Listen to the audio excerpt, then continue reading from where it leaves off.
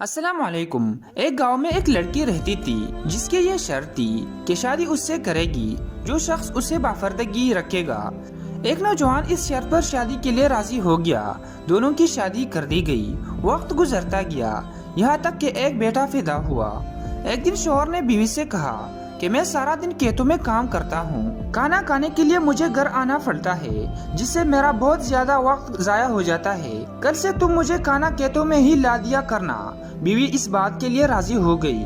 वक्त मजीद गुजरा तो उनके यहाँ एक और बेटा पैदा हुआ, जिस पर शौहर ने कहा कि अब गुजारा करना मुश्किल हो गया है, तुम्हें खेतों में मेरे साथ मेरा हाथ बिठाना पड़ेगा।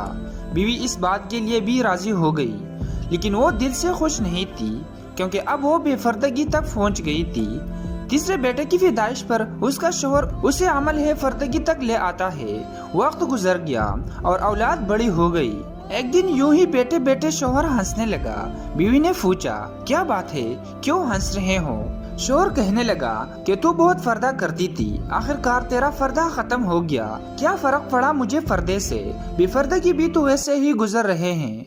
बीवी ने कहा कि तुम के साथ वाले कमरे में चुप कर बैठ जाओ, मैं तुम्हें पर्दे और बेफर्दगी का फर्क समझाती हूँ। शौहर ने कहा ठीक है, और वो कमरे में चुप कर बैठ गया।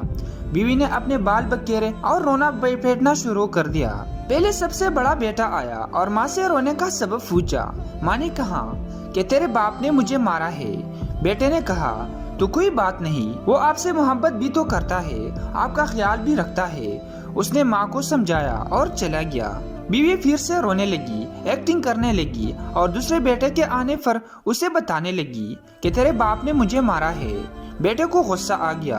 उसने बाप को बुरा भला कहा और माँ को समझाकर चला गया। अब तीसरा बेटा घर में दाखिल हुआ तो बीवी फिर से रोने लगी। छोटे बेटे के पूछने पर उसने बताया कि तेरे बाप ने मुझे मारा है। ये सुनते ही वो गुस्से से आग बगोला हो गया और ऊंची आवाज में गालियां देते हुए डंडा उठा लिया और कहने लगा कि अभी बाप की खबर लेता हूँ। इतनी ही देर में बीवी उठकर खड़ी हुई और अपने शौहर को आवाज देकर बाहर बुलाया। फिर कहने लगी कि मेरा पहला बेटा पर्दे में हुआ था, इसलिए उसने तेरा पर्दा रखा। दूसरा नीम पर्दे के जमाने में पैदा हुआ, इसलिए उसने तेरी आधी लाज रखी। जबकि तीसरा बेटा जो मुकम्मल बेफर्दगी में पैदा हुआ था, वो मुकम्मल तौर पर तेरी इज्जत का पर्दा उतारने लगा। सबक ये है कि पर्दा औरत की फितरी तकाजा है और जो अल्लाह ताला की है, जिसकी बेशुमार हिकमतें तरफ से हुक्म भी खालिक ही जानता है। और ये दुनियावी कायदा भी है कि अगर आप किसी गाड़ी को चलाने के लिए उसकी हिदायत के बगैर चलाना शुरू कर दे तो वो यकीनन बर्बाद हो जाएगी।